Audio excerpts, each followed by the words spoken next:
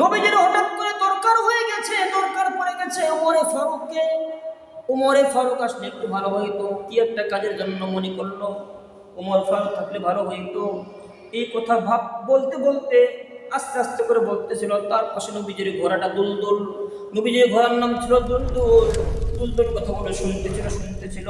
হঠাৎ করে নবীজির কথা শেষ হওয়ার পরে দুলদুল দৌড় দিয়েছে ওমর ফারুকের বাড়ির মধ্যে। ওমর ফারুকের ঘরের মধ্যে ছিল, ওই ঘরের দরজার মধ্যে দুলদুল তার পা দিয়ে লাথি মারা শুরু করছে। দুলদুলের পা লাথি আওয়াজ যখন ওমর ফারুক দরজা খুলছে, দেখতেছে নবীজির ঘোড়া দেখে বুঝে ফেলেছে নিঃসন্দেহে আমার প্রিয় হাবিব আমাকে ডেকেছে। লোহা পুষ্টিপথের সঙ্গে ঘর্ষণ খাইতে খাইতে লোহা পুষ্টিপথ হয়ে যায়। জাহিলিয়াতের যুগ, চতুর্পার্শ্বে মারামারি, হানাহানি, কান্না, সুদ, ঘুষ, বিভিন্ন রকম চক্রান্ত, বিভিন্ন রকম ষড়যন্ত্র। সেই যুগের মানুষগুলোকে মানুষ বলা হইত না। এমন যুগের মধ্যে আল্লাহ রাব্বুল আলামিন এমন একজন মহামানবকে পাঠাইলেন, মহানবী দুজাহানের বাদশাহ পাঠাইলেন, যার সোহবতে, যার কষ্টি পাথরের মধ্যে, যার সোহবতে থেকে ওই খারাপ মানুষগুলো, ওই গুন্ডার মতো মানুষগুলো, ওই সন্ত্রাসের মতো মানুষগুলো সকলে আল্লাহ ওয়ালা হয়ে গেল। এমন আল্লাহ ওয়ালা হয়ে গেল যাদের ব্যাপারে রব্বে কারীম কুরআনে আয়াত নাযিল করলো, রাদিয়াল্লাহু আনহুম ওয়া রাদু আনহু। সুবহান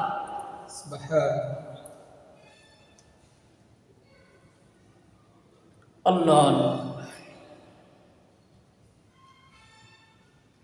কেন আমার কি মন চায় না? আমার কি পরিবর্তন হইতে মন চায় না? বাঁচবার কয়দিন থাকবো মুমিন? ও যুবক ভাইরা, আর কয়দিন থাকবার জন্য মন কি কাঁদে না? কবরে যাওয়ার লাগবে, একলাই থাকার লাগবে।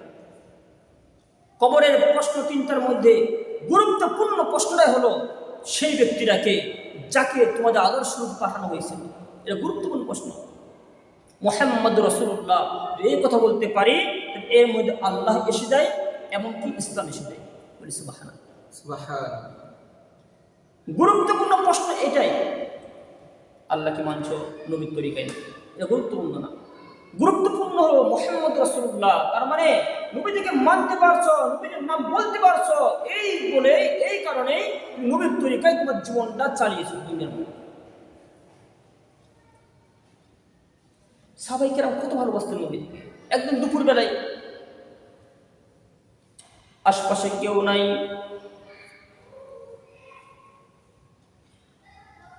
তিনি ছিলেন রাহমাতুল লিল আলামিন, তিনি ছিলেন খাতামুন নবিয়্যিন, তিনি ছিলেন দোজাহানের বাদশাহ, তিনি ছিলেন সদা সর্বদা মানুষের বন্ধু, গরিব দুঃখীর বন্ধু ছিলেন তিনি।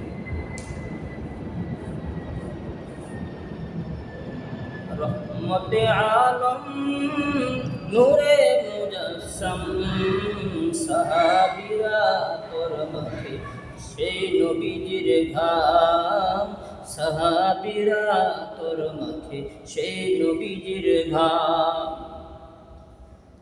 ইনি এমন একজন মানুষ, এমন একজন মানব, এমন একজন নবী ছিলেন, সাহাবীরা এই তার কপালের ঘামগুলো পর্যন্ত পড়তে দিতেন না। ঘাম যখন ফালাবে সাহাবায়ে কেরাম হাত থেকে নিতেন, ঘামটা মেখে নিতেন। অনেক সাহাবায়ে কেরাম নবীদের ঘামগুলো নিয়ে নিয়ে শিশির মধ্যে, বোতলের মধ্যে ভরে ভরে রাখতেন। কেমন দামি ছিল, কেমন অমূল্য রত্ন ছিল, কেমন কষ্টি পাথর ছিল তিনি। যে কষ্টি পাথর হীরা পর্যন্ত থেকে থেকে, হীরাও কষ্টি পাথরের মতো হয়ে যায়। সাহাবায়ে কেরামদের মধ্যে হযরত ওমর ফারুক রাদিয়াল্লাহু তাআলা আনহু এবং হযরত ইবনে আব্বাস রাদিয়াল্লাহু তাআলা আনহু, হযরত সিদ্দিক আকবর রাদিয়াল্লাহু তাআলা আনহু এরা সারাক্ষণ নবীর সঙ্গে থাকতেন, পরে থাকতেন, নবীজির খানকার মধ্যে পরে থাকতেন। দুপুর হয়ে গেল, সাহাবায়ে কেরাম নিজ নিজ জরুরতের জন্য বাসায় গিয়েছেন, কাজের জন্য অথবা কিছু কাজের জন্য বাসায় গিয়েছেন কিছুক্ষণ সময়ের জন্য।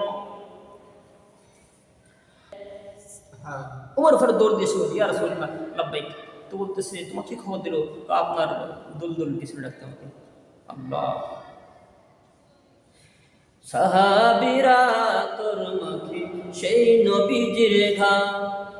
শোনো মানো জানো কেমন আমার নবীজি, যাহার প্রেমে চন্দ্র সূর্য পাগল সবই। শোনো মানো জানো কেমন আমার নবীজি, যাহার প্রেমে চন্দ্র সূর্য তারকারাজি রে, যাহার প্রেমে চন্দ্র সূর্য তারকারাজি। তোমরা আরো শুনবানি সুন্দর কাহিনী, আরো শুনবানি সুন্দর কাহিনী, সাহাবীরা তোমাকে সেই নবীজির ঘাম। আল্লাহর নবী রাসূল করিম সাল্লাল্লাহু আলাইহি ওয়াসাল্লাম এত দামি নবী ছিল, এত দামি নবী ছিল বাবা। নবীজি জমিনের মধ্যে চলতো আর গাছকে হুকুম করতো, গাছ চলে আসতো। নবীজি জমিনের মধ্যে থাকতো আর পাহাড়কে হুকুম করতো, পাহাড় নড়ে চলে উঠতো। নবীজি আগুনকে হুকুম করলে আগুন বন্ধ হয়ে যেত, নিভে যাইত। নবীজি সমুদ্রকে হুকুম করলে সমুদ্রের পানিগুলো কলতানগুলো থেমে যাইত। নবীজি চন্দ্রকে ইশারা করা মাত্র চন্দ্র পর্যন্ত দ্বিখণ্ডিত হয়ে গেছিল। এই নবীজিকে তোমরা কেমন করে কষ্ট দিলা? যে নবীর আদর্শের কারণে তোমাদের জন্ম হয়েছে দুনিয়ার মধ্যে, যে নবীকে সৃষ্টি করলে তুমি আমি কলিমুদ্দিন সলিমুদ্দিন কেউ সৃষ্টি হইতাম না বাবা। যে নবীজিকে পরীক্ষা করার জন্য কাফের বেঈমানরা গুই সাপ নিয়ে আসলো, গুই সাপ মরা গুই সাপ নিয়ে আসছে। মুহাম্মদকে আমরা পরীক্ষা করব, মুহাম্মদকে পরীক্ষা করব, এই জন্য মরা গুই সাপ নিয়ে আসছে। মরা গুই সাপ নিয়ে এসে বলতে, মুহাম্মদ বলো দেখি এই সাপটা তোমার সঙ্গে কথা বলে কিনে একটু দেখি।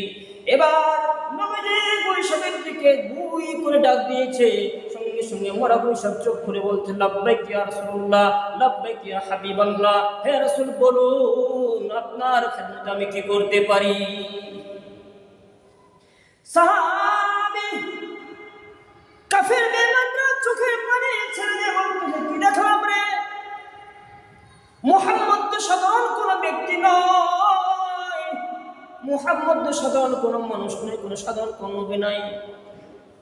যে নবীকে আল্লাহ রাব্বুল আলামিন কোনদিন নাম ধরে ডাকেন নাই, যে নবীকে সম্মান সহিত নাম ধরে ডেকেছেন, ইয়া আইয়ুহাল মুযাম্মিল, ইয়া আইয়ুহাল মুদাসসির, হে কম্বলওয়ালা বন্ধু, ও খেতাওয়ালা বন্ধু।